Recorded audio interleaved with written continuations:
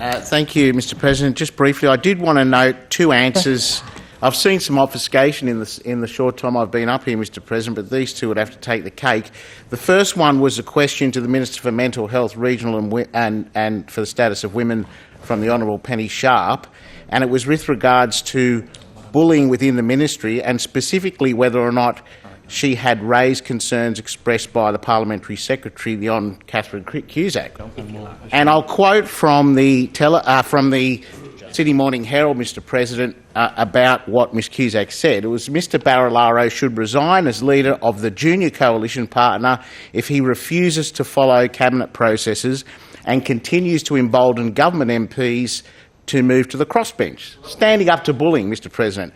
If he finds his position untenable, then the proper approach is to resign, not to remain in office using and abusing his position to split a properly elected government. Perfectly reasonable from Ms Cusack.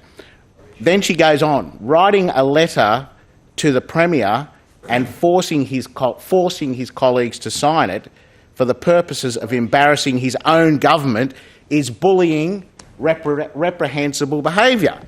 Now, beyond Catherine Cusack's called out bullying, there was a direct question to the minister responsible for mental health and that sort of behaviour, and the question was simply, did she raise it with her colleague?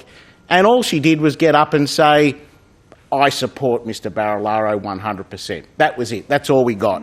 Complete obfuscation, avoiding of the question, disgraceful and avoidance of ministerial responsibility. The second one I want to raise was a question by my colleague, the Honourable Walt Secord, to Minister Tudorhope regarding this business about Virgin Australia remaining in Queensland and not coming down. There was no allegation. The question went to whether or not the minister was confident in the procurement and probity rules being followed. And then my colleague, the Honourable Daniel Mookhey, pointed out specifically that if a contract was awarded over $500,000, then a senior official had to sign off on it. The minister simply got up and said, you can't use this as a forum for raising allegations.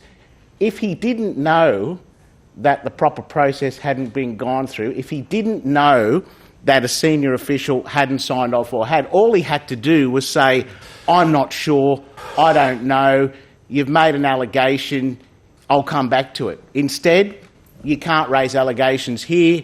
The substance of the question is inaccurate. Again, avoiding the question, avoiding ministerial responsibility, it's not good enough for us to come in this place and put the government under scrutiny and not get adequate answers. He's a Minister of the Crown. He should know. He should take responsibility. Mr David Shoebridge.